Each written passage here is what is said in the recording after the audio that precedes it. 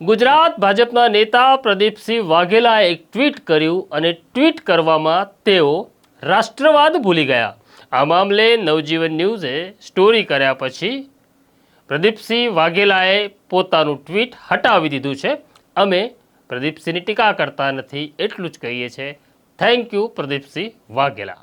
વૈષ્ણવજન તો તેને કહીએ જે પીડ પરાઈ જાનાને રે।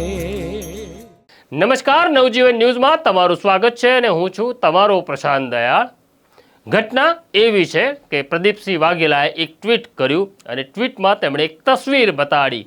એ તસવીરની અંદર એક ધજા દેખાય છે। પહેલા એ ધજા ભારતીય જનતા પાર્ટીનો ફ્લેગ છે, તેની ઉપર આપણો ત્રિરંગો છે અને ત્રિરંગાની ઉપર હનુમાનજીની ધજા છે અને હનુમાનજીની ધજા ઉપર રામ ભગવાનની ધજા છે।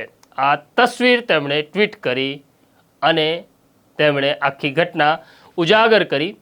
આ ઘટના સામે આવ્યા પછી નવજીવન ન્યૂઝને પ્રશ્ન થયો કે ત્રિરંગાની ઉપર કોઈ પણ પ્રકારની ધજા ન હોઈ શકે।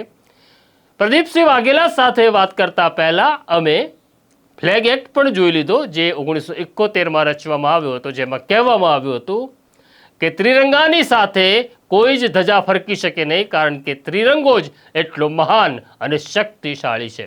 આ મામલે અમે પ્રદીપસિંહ વાઘેલા સાથે વાત પણ કરી। અમારા સંવાદદાતા તુષાર બસિયા સાથે વાત કરતા તેમણે આવું કહ્યું। આપણે એઝ પર પ્રોટોકોલ જોઈએ તો ભારતના રાષ્ટ્રધ્વજની ઉપર બીજો કોઈ ધ્વજ ન હોય શકે। રામનો ધ્વજ છે, ભારતનું આસ્થાનું કેન્દ્ર રામ છે।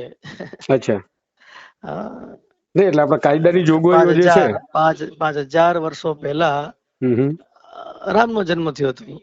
બરાબર, અચ્છા સર, તો આપણે જે કાયદાની જોગવાઈઓ છે એ બહુ સ્પષ્ટતાથી હું તમને કહું છું કે the flag should not be flown from a single.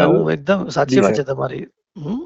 તો એટલે સર આમાં તમે મેસેજ ક્લિયર છે એવું લખ્યું ને, એટલા માટે મેં વર્ઝન લેવા કોલ કર્યો કે શું મેસેજ ક્લિયર થાય છે? મેસેજ ક્લિયર છે, ભાજપ ભારત માટે કામ કરે છે। તમે સાંભળ્યું કે પ્રદીપસિંહ વાઘેલાએ શું કહ્યું? તેમણે એવું કહ્યું કે આ રામ રાજ્ય છે, 5000 વર્ષ પહેલા રામ જન્મ્યા હતા, માટે અમે આ કરી શકીએ છીએ।